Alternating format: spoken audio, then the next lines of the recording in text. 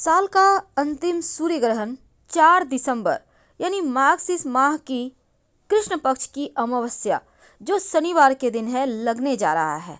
और ये सूर्य ग्रहण वृश्चिक राशि में लग रहा है। हालांकि ये सूर्य ग्रहण आंशिक होगा जो दक्षिण अफ्रीका, दक्षिण अमेरिका, ऑस्ट्रेलिया, अंटार्कटिका में दिखाई देगा। तो इस कारण चूंकि भारत में यह सूर्य ग्रहण दिखाई नहीं देगा, जिस कारण सूतक काल भी मान्य नहीं होगा। अगर हम ज्योतिष की माने तो सूर्य या चंद्र ग्रहण जब लगता है तो इसका सूतक लगने से ही व्यक्तियों पर, खासकर जब आप तमाम नियमों का पालन करते हैं तो वो करना होता है। लेकिन इस बार के सूर्य ग्रहण बहुत खास है, तमाम राशियों पर इसका प्रभाव भी पड़ रहा है और आप एक छोटा सा प्रयोग करके इस ग्रहण के मुश्किल से भी बच सकते हैं और जीवन के जो भी कठिनाइयां हैं, ग्रहों की पीड़ाएं हैं, उससे भी बाहर निकल सकते हैं। तो जो राशि है, खासकर 5 राशि उनके लिए बहुत अच्छा रहेगा। पहला वृषभ राशि है, दूसरा मिथुन राशि, कन्या राशि, धनु राशि और मीन राशि। इनके लिए ग्रहण अच्छा है। लेकिन ग्रहण अगर हम भारतीय समय की बात करें तो सुबह 10:59 से दोपहर 3:07 तक रहेगा। अब ग्रहण काल जो खासकर सूर्य ग्रहण होता है 12 घंटे पहले ही सूतक लग जाता है और सूतक को शुभ नहीं माना जाता। क्योंकि यह ग्रहण भारत में नहीं दिखाई देगा, इसलिए भारत में सूतक मान्य नहीं होगा, बाकी जगहों पर होगा। लेकिन फिर भी भारत के लोग, चूँकि सूर्य तो एक ही है, इसीलिए ग्रहण के समय खाना पीना, बनाना और खाना दोनों ही अवॉइड करेंगे। वैसे सूर्य ग्रहण पर सूतक काल ग्रहण लगने से करीब 12 घंटे पहले लगता है तो तमाम तरह के शुभ कार्य नहीं किए जाएंगे, वरना वो कार्य अड़चने लाएंगे, विघ्न बाधाएं डालेंगे आपके जीवन में, आपके शुभ कार्य है उसमें। तो इस बार का ग्रहण बहुत खास है। चलिए जानते हैं एक छोटा सा प्रयोग इस अमावस्या पर। वो कौन सा प्रयोग है जो जीवन की मुश्किलों से भी बाहर निकालेगा, आपका पितृदोष भी शांत हो जाएगा और अगर किसी भी तरह का कोई भी आपके जीवन में टेंशन है, परेशानी है, वो दूर हो जाएगा। देखिए, सबसे पहली बात तो इस सूर्य ग्रहण के दिन पूजा पाठ आप ग्रहण के वक्त मत कीजिए, उसके पहले आप कर सकते हैं। लेकिन कोशिश कीजिए ग्रहण के समय जितना ज़्यादा मंत्र जप कर सकें उतना अच्छा है। आपने कोई गुरु दीक्षा ली है तो आप उस मंत्र का जप कर सकते हैं। जो प्रेग्नेंट महिलाएं हैं वो बहुत सावधान रहेंगी। अब ये नहीं कि भारत में नहीं दिख रहा है तो नहीं लगेगा, बिल्कुल भी नहीं, आपको बहुत सावधान रहना है। खासकर पत्ते या तिनके नहीं तोड़ना है, खुले आसमान के नीचे नहीं जाना है और साथ ही कैंची, चाकू, छुरी, कांटा चम्मच या फिर सुई धागे का प्रयोग नहीं करना है। ना ही कहीं पर ताला चाबी का यूज करना है, यानी लॉक ना खोलना है ना बंद करना है। संभव हो तो सर पे दुपट्टा रखकर, गोद में एक नारियल, पानी वाला नारियल रखकर खूब आप मंत्र जपें। और वैसे भी ग्रहण के समय जो भी व्यक्ति मंत्र जप करता है कई हजार गुना उसको उसके फल मिलते हैं। भारत में भले ही दिखाई नहीं देगा, लेकिन इस ग्रहण का प्रभाव पूरी दुनिया पर पड़ेगा। इसलिए खासकर जो प्रेग्नेंट महिलाएं हैं सावधान रहें, संभल कर रहें, नुकीली चीज़ों से दूर रहें।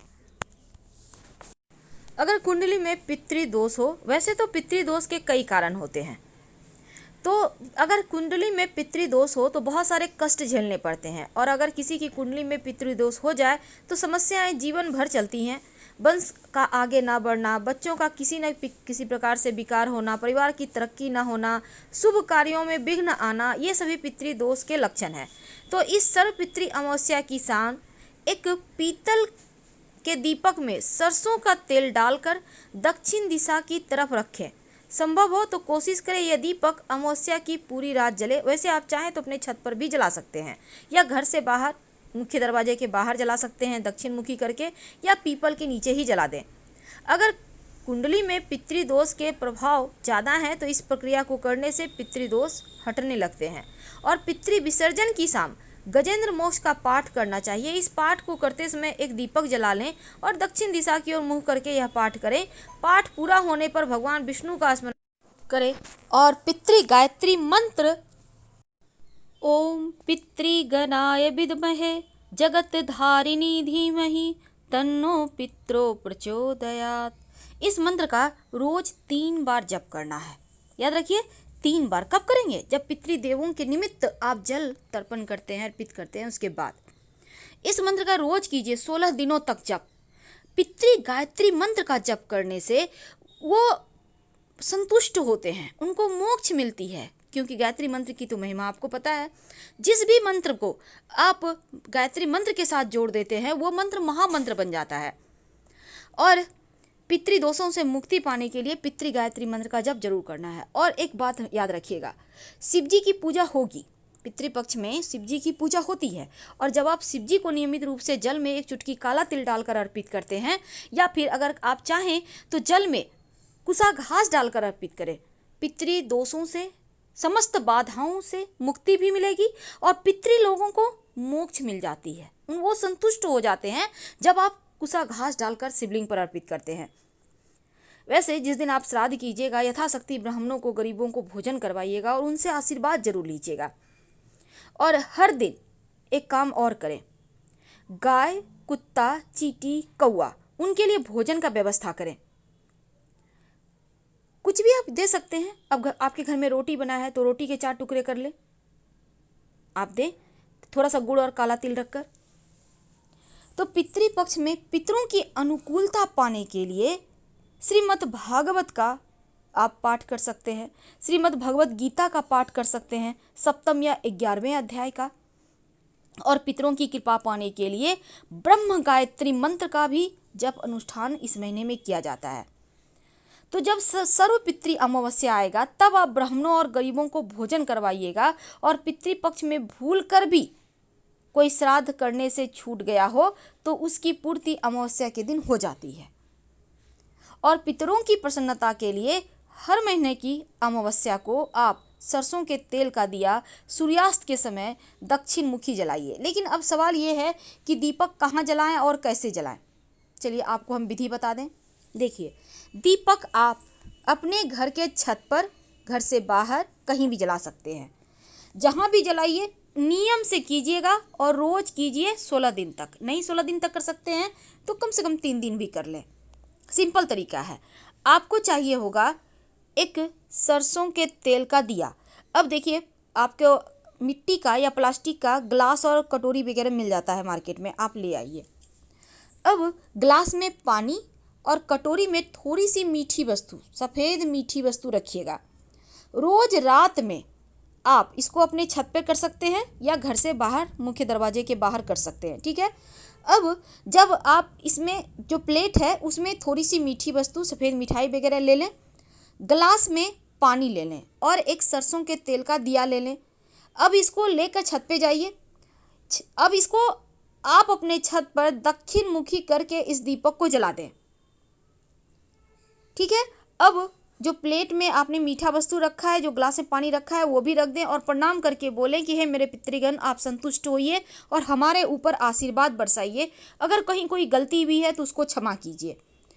तो और अगले दिन क्या करेंगे, जो दीपक है इसको कहीं मिट्टी में दबा दें, पवित्र स्थान पे कहीं भी रख दें, और जो ग्लास में पानी है किसी पौधे में डाल दें, और जो आपने मीठी वस्तु अर्पित किया है किसी गाय को खिला दें। तो ये प्रयोग आप या तो लगातार 16 दिन करें या फिर कम से कम 3 दिन करें। इससे आपके पितृ संतुष्ट होते हैं।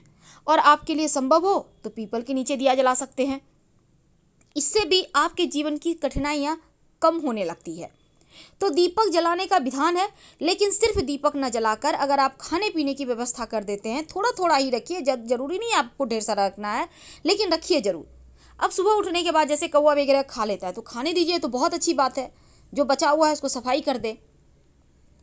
तो इस तरह से आप उनको मनाइए। और पितृ गायत्री मंत्र आप दिन के समय पढ़िएगा, रात में नहीं। रात के समय आप पितृदेवों के निमित्त आप चाहें तो ओम नमो भगवते वासुदेवाय का जप कर सकते हैं।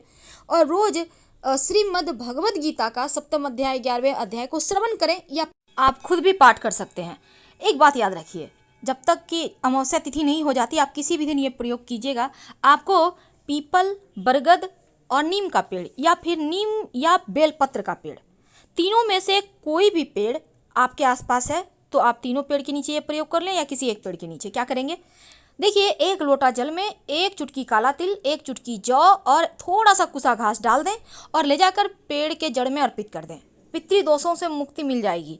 और दूसरी बात, अगर संभव हो तो कच्चा दूध एक मिट्टी के पात्र में ले लें, उसमें थोड़ा सा काला तिल डालकर आप पीपल के पेड़ की जड़ में रख दीजिएगा।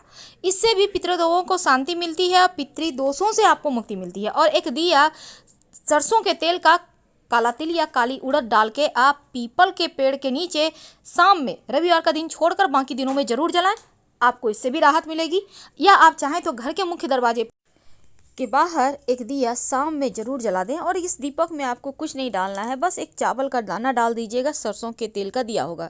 रात सोने के पहले एक चुटकी काला तिल ले लें। आप अपने घर के तमाम लोगों के ऊपर से वार कर दक्षिण दिशा की ओर फेंक दें, बिना पीछे मुड़े घर आ जाएं। हर तरह की मुश्किलों से बचे रहें।